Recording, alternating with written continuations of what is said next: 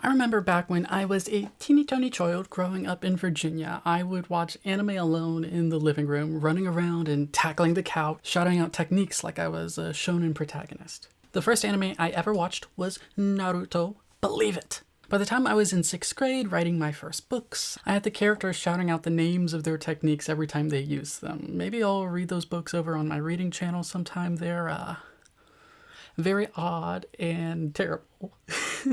Imagine a 6th grader writing a 300-page sci-fi novel about a murderous, self-important kid named Bobby. That's the Oridon series, which I never finished. One weekend, Cartoon Network ran a marathon of Naruto's first 50, I think, episodes. It might have been 100. For the young grunge amongst us, a marathon was when a TV channel would run a bunch of episodes or a movie series back to back.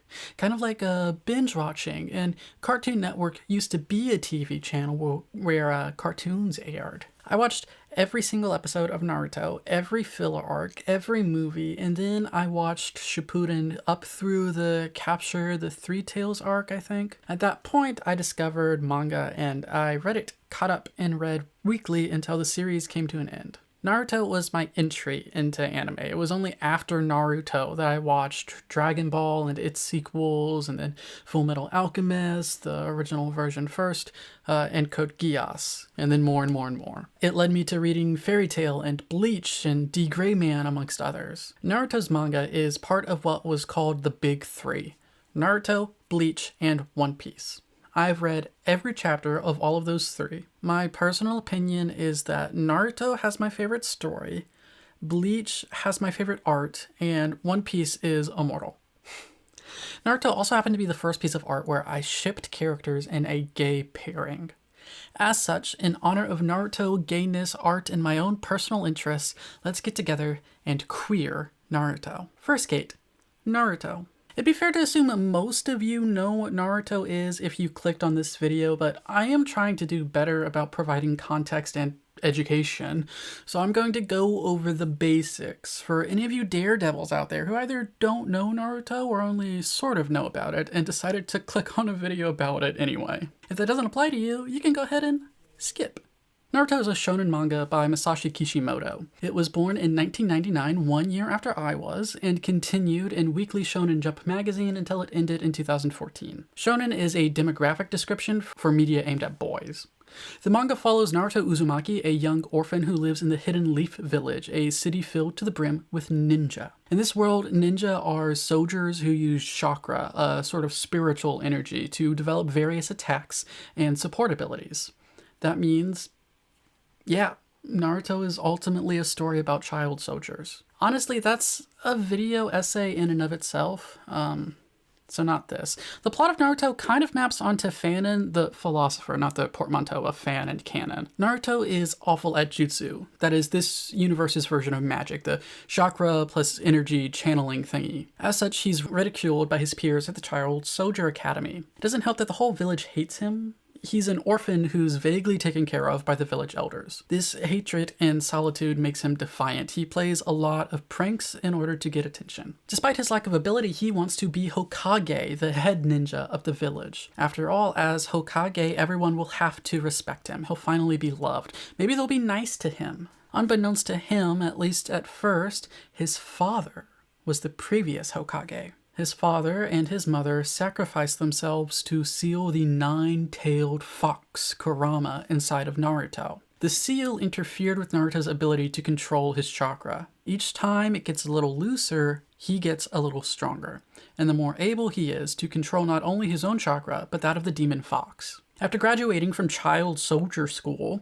he's placed on a team with emo baddie Sasuke and bubblegum baddie Sakura.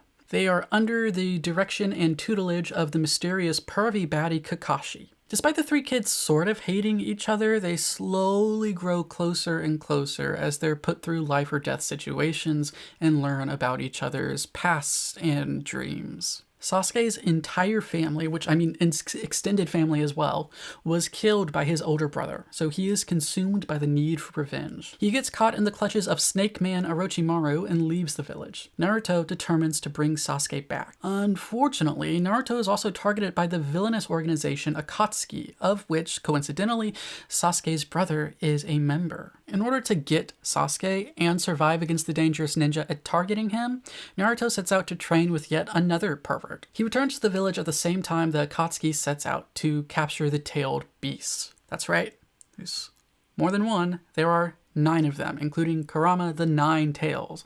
They want to seal the beasts in this creepy giant statue thingamajigger. Unfortunately, Naruto is friends with the host of the One Tail, who briefly dies during this section of the story. Naruto and Sasuke set about hunting the Akatsuki for different reasons.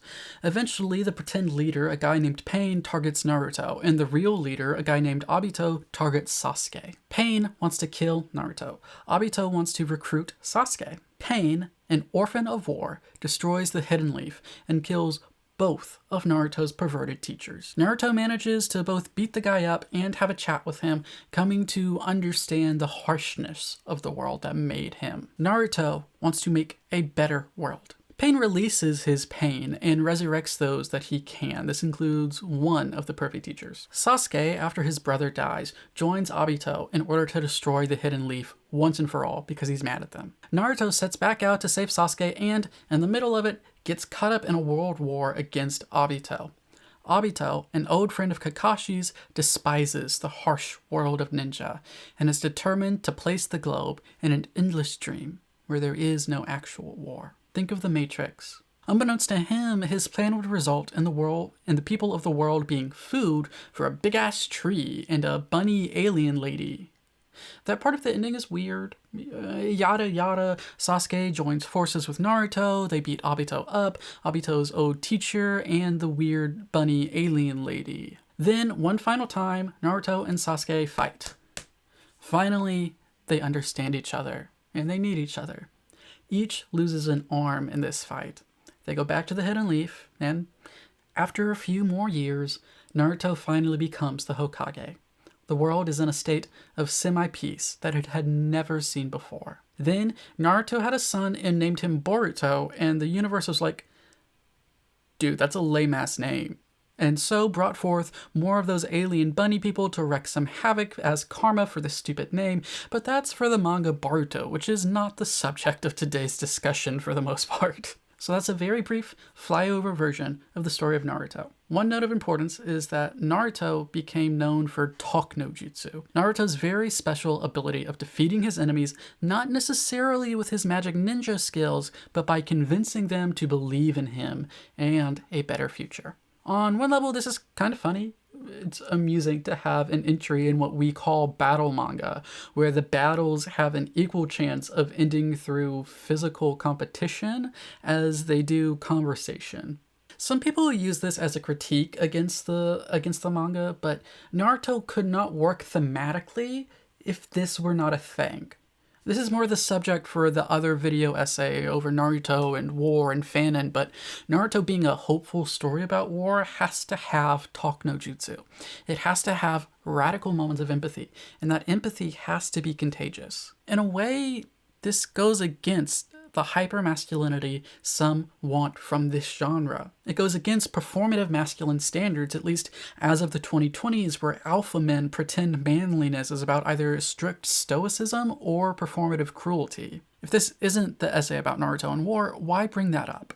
Well, first of all, it's important to the very heart of Naruto, and so if I want to let people know what the manga is, it has to be mentioned. Secondly, that it technically goes against gendered expectations leads us to queering. Second gate, queering. This might get annoying on my channel, but most of the time when I queer a piece of art, I'm going to at least briefly discuss what queering is in case someone tunes in who doesn't know and doesn't want to go look it up. Queering is a form of media analysis. So this is where I have to state very clearly, it presents a way of reading a text. You can analyze it and read it as saying and exploring certain things. Me doing that does not make it the way of reading the text because there is no single objectively correct way to interpret and analyze a piece of art. If you are looking for an objective truth, media analysis is not for you. So what is queering? It's a form of analysis where you look at the ways a text intentionally or unintentionally plays into themes that go against cis-heteronormativity. For instance, the people who go insane over insisting Taylor Swift is gay, the gaylors, because they see gay references in her lyrics, are engaging in a form of queering through lyrical analysis. They don't often understand that's what they're doing, and some go a step too far and insist that this way of reading the text is not only the correct way, but a statement on the author, that is, Swift herself and her sexuality. That's not accurate, but it does give you an idea of how queering can manifest. An example I used the first time I queered a piece of media on YouTube, Charlie Kaufman's film I'm Thinking of Ending Things, is the country song Save a Horse, Ride a Cowboy by Big and Rich. To restate that example here, the chorus goes, and the girls say, save a horse, ride a cowboy. Everybody says, save a horse, ride a cowboy. Riding here means intercourse. I don't need to go into much detail there, obvious. But let's really look at those lines. First it's the girl saying it, and then the singer goes, well, actually everyone said it. It's not only girls who want to ride the cowboy. The boys and theys do too. But, you might say, what if the non-girls say that because they are cowboys trying to turn into rides? Well, in the second verse, the singer says, I'm the only John Wayne left in this town. John Wayne was an actor known for Western films, a cowboy. The singer is making clear he is the only cowboy in the city. So when everyone longs to ride a cowboy, he is the only option. Though the singer sleeps with a woman in the song, it is clear that he has entered a town of open queerness, one he's aware of and is willing to brag about because it turns the attention on him. Everyone wants him. Men, women, and non-binary folks. That's how rizzed up he is. Gyat gyat skibbity. Hopefully that helped you understand what queering is. You might also be wondering, why do that? Why do we queer pieces? On one hand, if you're a nerd like me, this type of thing is just fun. I love art. I love talking about art. I love thinking about art. I love analyzing it. When people talk about death of the author, it's very funny to me because everyone talks about it like you either believe in it or not, but really it's just defining different methods of literary analysis. I engage with it sometimes and don't other times. The context of an author's life and the world surrounding them can provide interesting insights. You don't have to engage with those things though. So one answer is that we queer because we can. It provides us another way of seeing that can provide interesting conversations if you want to have those conversations. On the other hand, I don't know which hand is the other hand, queering is sort of an act of resistance. By queering media, we say that we LGBT people will always be here, even when others choose to believe that we aren't. We exist in art. We will find ourselves over and over again. It asserts our space in places that have been or are still hostile to us. I was reading Naruto as it was being published in the 2010s. It finished before gay marriage became legal throughout this country. Comment sections were full of anti-gay people. They hated any suggestion of queerness in the series and in manga in general. Like, ugh. Reddit at the time was awful. They hated the genres of shonenai and yaoi and all of that. By queering shonen manga, we say that we belong in these spaces too, and our stories are allowed to be told. I continue to read battle manga to this day. I love it. I'm reading One Piece and Ichi the Witch every single week. Queering can be empowering. It can make us feel less alone. Personally, I mostly just find it an interesting way to think about art. So let's queer Naruto. Third gate. Transformation jutsu. There's a jutsu in Naruto where you can transform yourself in pretty much any way you can imagine. In a battle against the one-tailed Shukaku, Naruto transforms his giant toad friend into a giant fox, so you can have some better grippers to hold the big old sand tanuki. At another point in the series, he turns himself into a shuriken. He turns into a puppy dog. Transformation jutsu transforms you. Makes sense. Naruto has a particular habit with this jutsu that gets played for laughs all the time. He likes to transform into a naked lady. Specifically, he makes a bunch of clones of himself, and they all transform into the same naked lady. He uses this to distract and make fun of the various perverts he ends up surrounded by. Almost everyone around this kid is a perv, it's weird. So you can use this jutsu to change sex. Tsunade is the 5th Hokage, a woman of tremendous strength and healing abilities.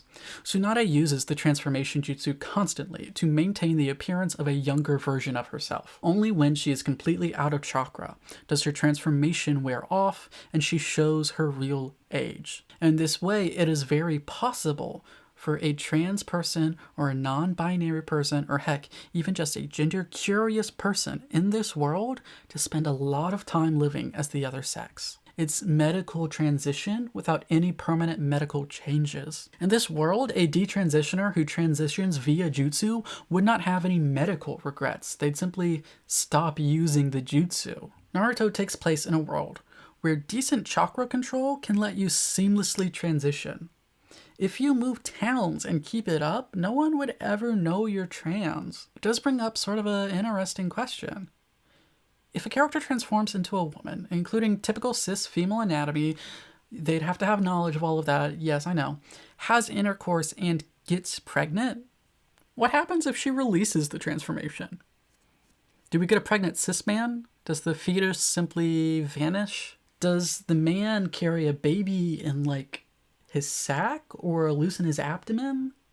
The transformation jutsu also makes it explicitly clear that the characters know of variations in sexuality. In chapter 347, Konohamaru, Naruto's sort of mentee, showcases 2 new jutsus he's learned. The first is Naruto's sexy jutsu, but with a clone who transforms into a different woman instead of the same one. He has them posed together with their bodies pressed together in a sensual manner. When Sakura's like, ugh, dumb perverts, Konohamaru transforms instead into 2 naked men being intimate with each other. And this works on Sakura. For this to work, the characters first have to accept the premise that same-sex couples can be physically intimate and that this intimacy can be sensual. You do not have to construct a world in your fiction where that's so. Gay people have to exist here. Straight people also happen to fetishize them. Straight guys are shown to go wild for lesbian couplings, and straight women are shown to do the same for gay couplings in this world. This sort of mirrors a trend in real life. You know, a lot of gay erotica is made with a female audience in mind, just like how a lot of lesbian pornography is made with a male audience in mind. It's heterosexuality expressed through homosexuality. It's a really fun and weird thing that happens. And as we all know, straight porn is really only for bisexuals. Speaking of, 4th gate, Orochimaru. That transition makes it seem like I'm calling Orochimaru bisexual, doesn't it? Well, Orochimaru, as you might have guessed from his name, is a guy who loves snakes. Serpentine imagery surrounds him and fills up his catalog of jutsu. I don't recall him ever indicating any romantic or sexual attraction. If he has some, it's far less important to him than his pursuit of knowledge. Bisexual leads to Orochimaru because if you find Dr. Snake hot in his many forms, you might be bisexual. Orochimaru has possessed the bodies of many people throughout his long life. He takes over host after host, or at least he used to, and many of them happened to be women. In fact, the first time we meet him, he is in the body of a woman. Dr. Snake is quite literally a transsexual. He continuously switches from one sex to another. Though we know he modifies the host bodies to match his aesthetic, there's no indication he goes to work on changing genitals or internal reproductive organs. That's right. There's an alternate universe where Orochimaru gets his childhood friend, the pervy frog sage Jiraiya, to give him a bunch of baby snakes and tadpoles. Well, that's an image for you. You are welcome. So, Dr. Snake is transsexual, but is he transgender? And Boruto, when Orochimaru's son Mitsuki asks if he should put down that Orochimaru is his mom or dad, Orochimaru's response is that, sometimes he's been a man, sometimes she's been a woman, sometimes it's been inhuman, and really their gender is truth-seeking snake. The body to Orochimaru simply doesn't matter all that much. And that way, they're a form of non-binary with the neo-pronouns his, snake, evil self. That last bit was a joke, but in all sincerity, Orochimaru is a major character and one of the most popular IPs of the 21st century who views themselves as having transcended gender. Importantly, this is not handled as a joke. It's never a joke. Orochimaru's transness is simply a matter of fact. Who likes facts, though? Well, Orochimaru, but they're an evil snake scientist for most of the series. The rest of us, we like metaphor. Since One Piece is still ongoing, we also like stretching, so let's reach a little. Fifth gate. Jinchurikis in the closet. The first gay couple I ever shipped was not Naruto and Sasuke, as you might be expecting. It was Naruto and Gaara. Is that combination Garuto, Nara, or Narutara? In fact, Gaara became the character I got most attached to in all of Naruto. Why is that? Is it because he's a Jesus metaphor in a story where Jesus isn't the main character? I want to look at the status of the Jinchuriki, the hosts of the various tailed beasts, through the lens of being in the closet and then coming out. Gaara played host to the one-tail Shukaku. He was an emotional little boy who had to cut off his emotions to survive. The village hated him for the demon he held inside himself that he did not understand. He was taught his love was a bad thing. To be loved was a bad thing. He only started to open himself back up to life and the people around him when he met Naruto, a fellow Jinchuriki who woke him up to the world. Gaara went back to his village and fought for it. He protected it.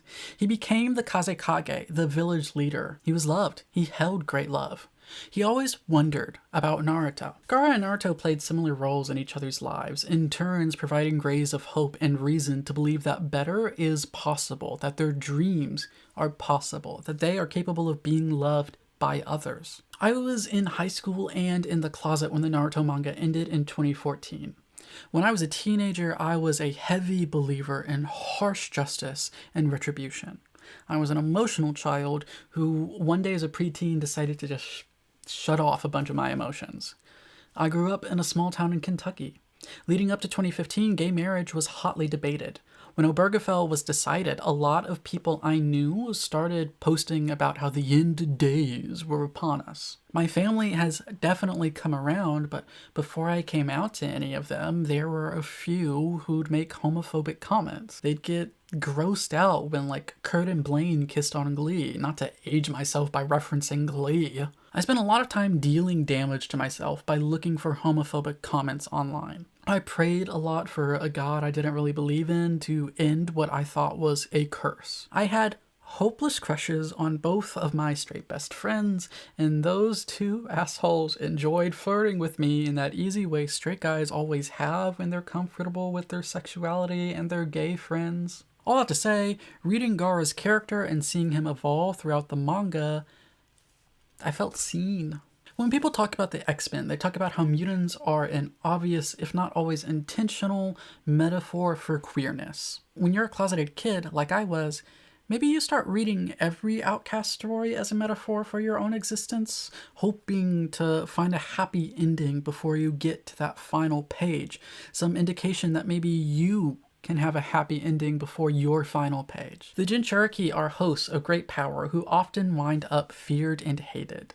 They're ostracized, sometimes without really knowing why. A lot of us gay people, we're a bit less honest with ourselves when we're younger. Sometimes other people catch on to who we are before we do. I was a little bit of a stereotype. I cried easily, I loved the arts, and I really could not care less about sports. I took dance classes, I obsessively listened to female singers, I did not like getting dirty. I was a bit of a mama's boy who couldn't handle when people got into fights. Sometimes people guess who you are, and you're maybe not fully aware of it.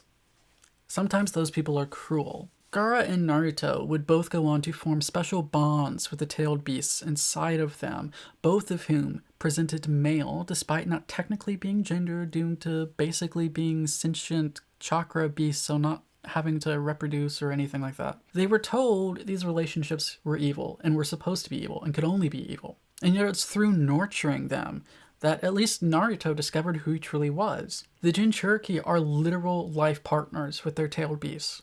To separate them is meant to lead to certain death for the host. When Naruto and Gaara first start embracing their tailed beasts in some form, they're judged even harsher. If you have homophobes who love you, when you first come out, it sucks. A little bit, at least, But then, as with these two, minds normally start to change. Homophobia in the US, it's said, declined over the past 50 years because more and more of us came out.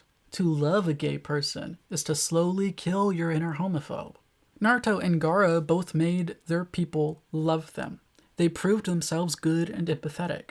Soon, the Jinchuriki weren't merely war assets, they were precious. They were beloved. What happens if we do a reading where the tailed beasts are a metaphor for queerness in a homophobic world? We see the coldness and ostracization of the closet and how the closet dehumanizes us. We see how it causes us to deny our very nature. For a long time, Naruto rejected Kurama and the fox in turn rejected him. They hated each other. When I was in the closet, I despised my queerness. In turn, to get revenge, it did its best to kill me. It was an untenable relationship. Like a tailed beast, the only way I could be rid of queerness is to die. You cannot de-gay someone, especially not yourself. So, like Naruto, I had to learn how to accept that part of myself. That meant confronting the massive hatred that lay within me. There was plenty of self-hatred and internalized homophobia that I had to deal with, but beyond that, I was angry at the world. I was angry at how it treated me, even when it did not know I was the one it was treating so. If you read the tailed beast as queerness, then Gaara's capture by the Akatsuki is conversion therapy. And it kills him dead, though yeah, he does come back, because you can survive such torture. It's just difficult. In this reading, when Naruto comes out with Kurama, he gets more powerful. Hell, when they reach true understanding and merging, he can do almost anything. They get a dope magic fit in that sort of fashion, says Gay who knows his power to me. Naruto goes from a bullied, closeted kid to a beloved hero embraced by everyone he knows. Finally comes to terms with the beast inside him who really wasn't a beast. The love I was told was evil and of the devil was neither of those things. My love is good. Naruto's love is good.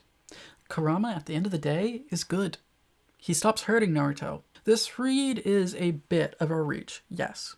That does not mean you're forbidden from reading it that way or looking for that metaphor. Try it and see what happens.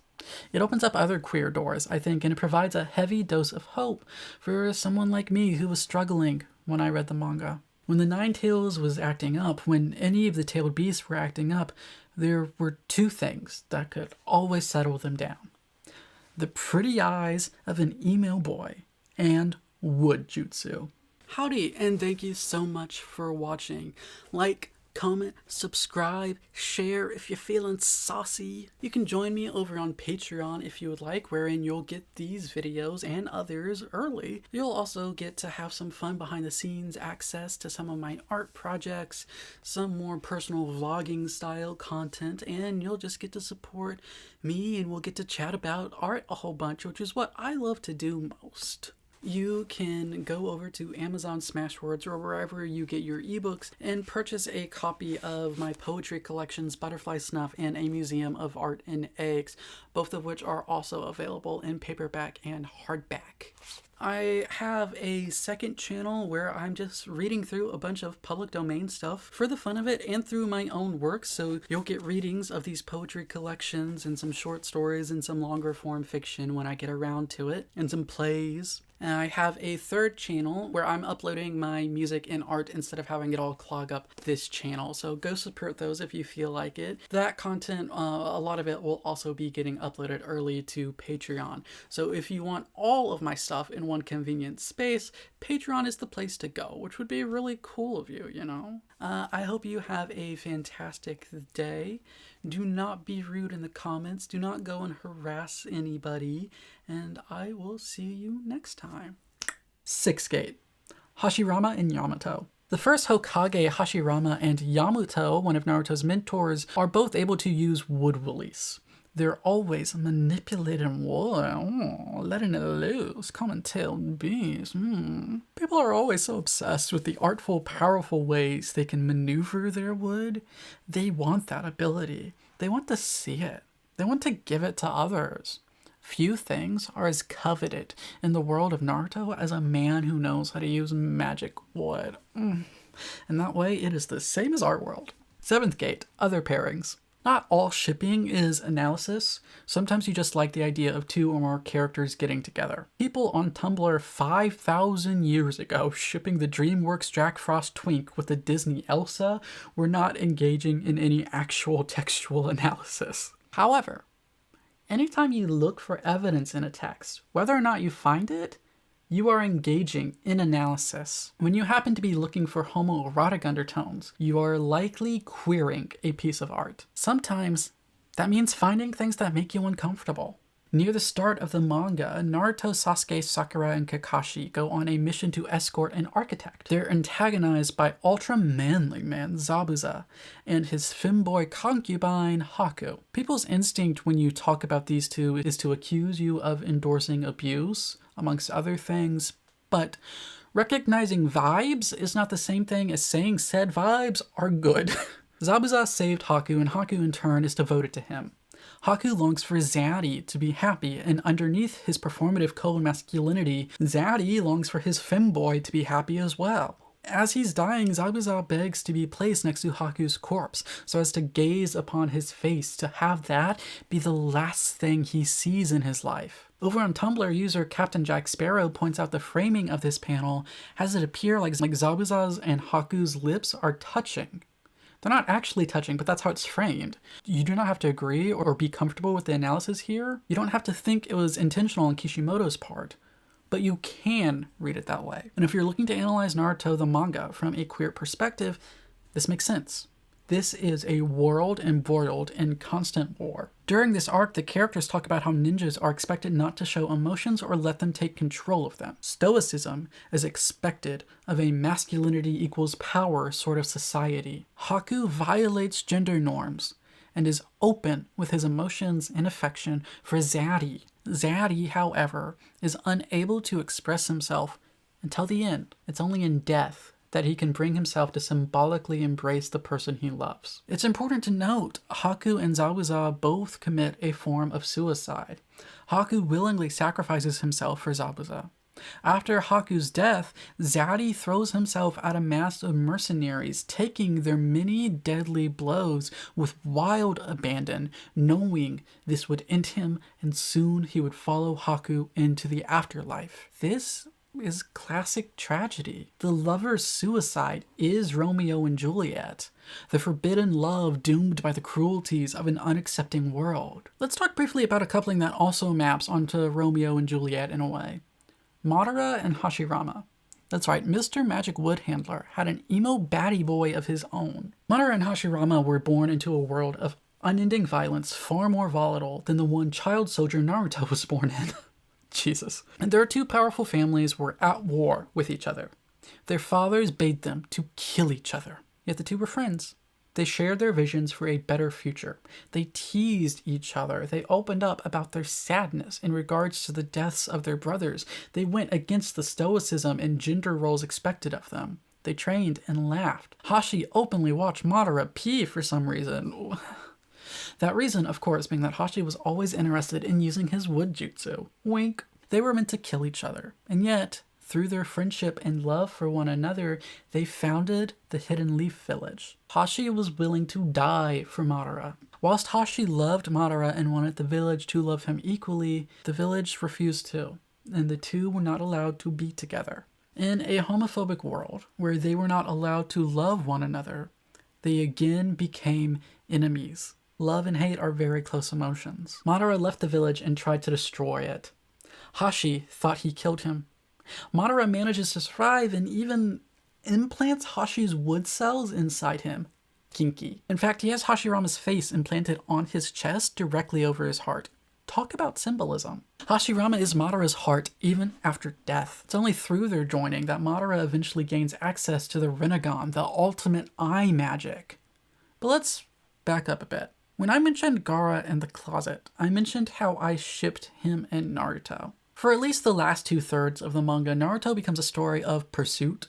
It is about Naruto's pursuit of Sasuke. After the time skip, Naruto briefly pursues someone else. Gaara, who proves that Naruto's dreams are possible, who believes in Naruto more than almost anyone else. In an episode of the anime, Gaara imagines dancing with Naruto, immediately starts blushing, and the tattoo on his forehead becomes a heart. It's real cute. He thinks about Naruto and Naruto's happiness constantly.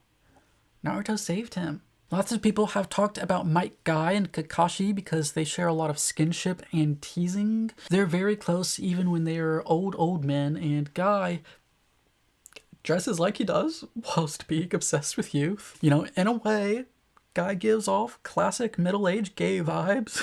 I'm not really going to go into the details about that one here, but I'm mentioning it to give off the idea that we can keep doing this on and on and on. Sai dresses in a semi-feminine way and doesn't appear to care about gender one way or the other, though he is a bit preoccupied with other guys' genitals. Relatable content, I guess? Every broody smart guy needs his slightly annoying boyfriend, which leads us to 8th Gate, SasuNaru. The story of Naruto is about one of two things. It's about war, along with the unending trauma and violence war causes. It's about Naruto's relationship with Sasuke. One of the first moments of the manga sees the child soldiers being put in their child soldier unit. Before being assigned, Naruto gets jealous of all the attention Sasuke is getting and gets all up in his face. A kid bumps into Naruto, he stumbles, and bam, they kiss. It's Naruto's first kiss. Though it's not the first time they've interacted or thought about each other in their lives, it's the first interaction that we, the audience, see between the two of them. Naruto kinda starts with a kiss. Quickly, Naruto and Sasuke strike up a rivalry. They both want the other to notice them and acknowledge their strength, to kinda submit to each other. When they fight Haku and Zabuza, Sasuke's body moves on its own to sacrifice himself in order to save Naruto. If you're thinking that sounds familiar, it's because it mirrors the Haku-Zabuza relationship. If Sasuke is willing to give his life to protect Naruto and Naruto's dream, giving up his own aspirations for revenge in that one moment, if he's the Haku, then what parallels Naruto with Zaddy Zabuza?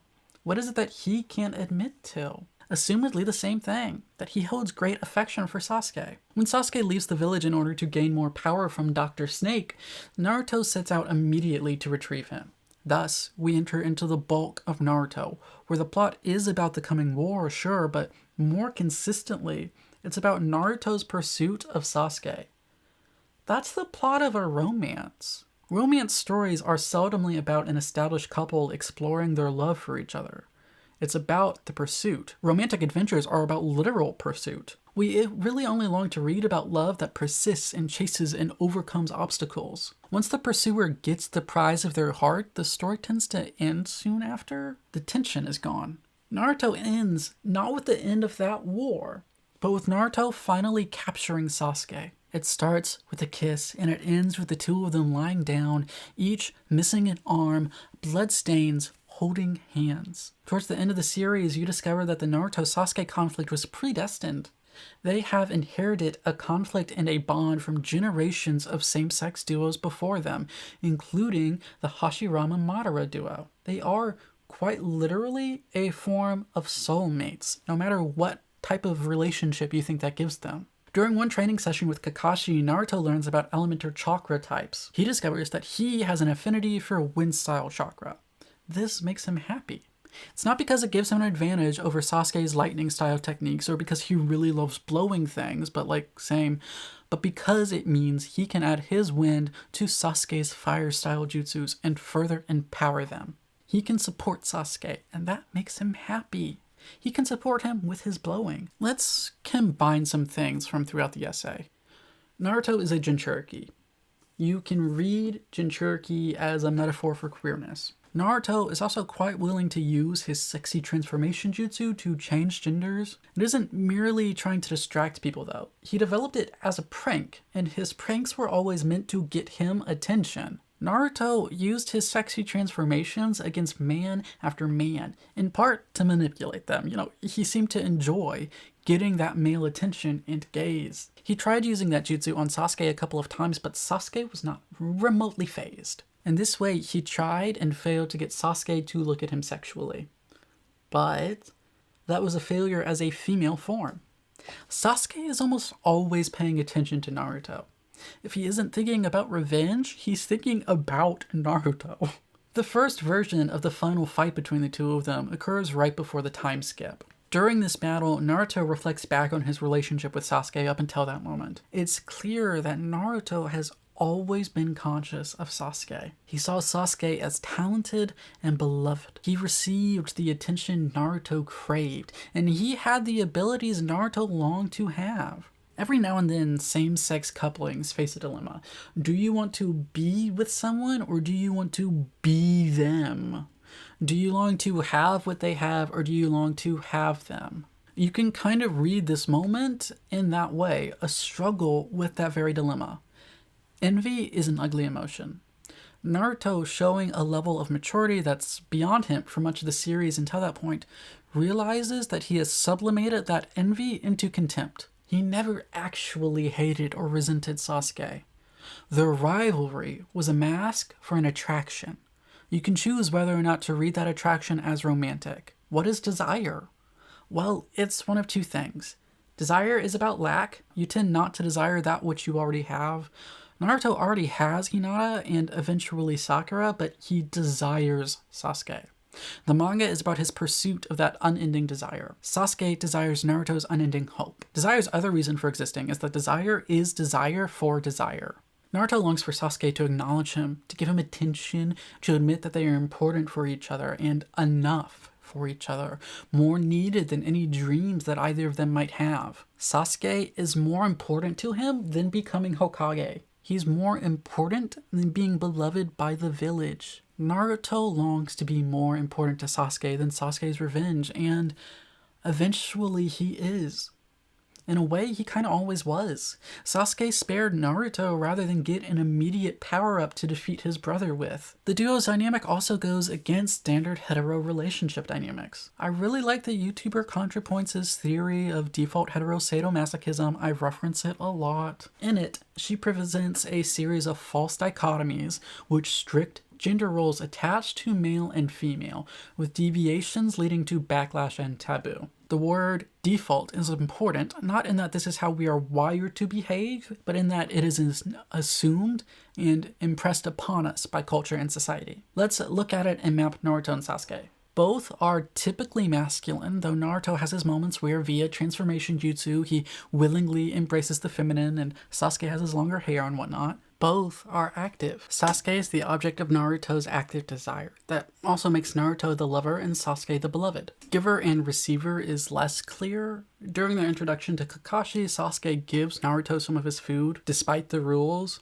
Naruto is excited that his wind style can give to Sasuke's fire. Sasuke is the pursued and Naruto the pursuer. Yet Sasuke is the predator and Naruto is the prey. This is made explicit through their animal counterparts. Snakes devour toads. Sasuke is the colder, more violent, more consuming one. But on another level, Naruto is a fox and Sasuke is a bird. Foxes do hunt birds, so they're switches. They always devour one another. Sasuke tends to be the more dominant figure in their interactions, though Naruto is closer to like a brat than a submissive good boy type. Naruto longs to possess Sasuke, hence his pursual. They both vie to be the conqueror, often changing who is on top of the other, but at the end of the day, at the last moment, Sasuke finally surrenders to Naruto. During the last fight before the time skip, Sasuke quite literally penetrates Naruto with his Chidori, like through the shoulder. He barely misses Naruto's heart. The metaphor is clear though. Sasuke has penetrated Naruto's heart. That's the point of all of the surrounding flashbacks and Naruto's obsession. Though he has a good poker face, Sasuke is vaguely amused by Naruto's antics. Naruto, meanwhile, enjoys showing off his perfect transformation. Naruto's clearly exhibitionistic, and Sasuke is maybe vaguely voyeuristic. As we learn, their future is of a fire and a shadow, the Hokage of Naruto and his man in the shadows who watches over him and his actions. We also clearly see that Sasuke has sadistic tendencies. He enjoys stomping on his enemies and causing them pain. Naruto, meanwhile, is a sort of masochist. He takes in the pain of others and he finds joy in trying to help them. He lets Sasuke hurt him over and over, and Really, he's just happy to see the guy. He finds a sort of ecstasy in his surrender. They both weave in and out of expected gender roles. All of us do, really.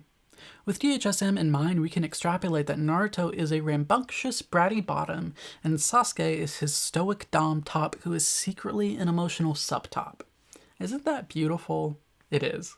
Believe it. So that's one way of looking at the text. Do you have to look at it that way? No. But you can.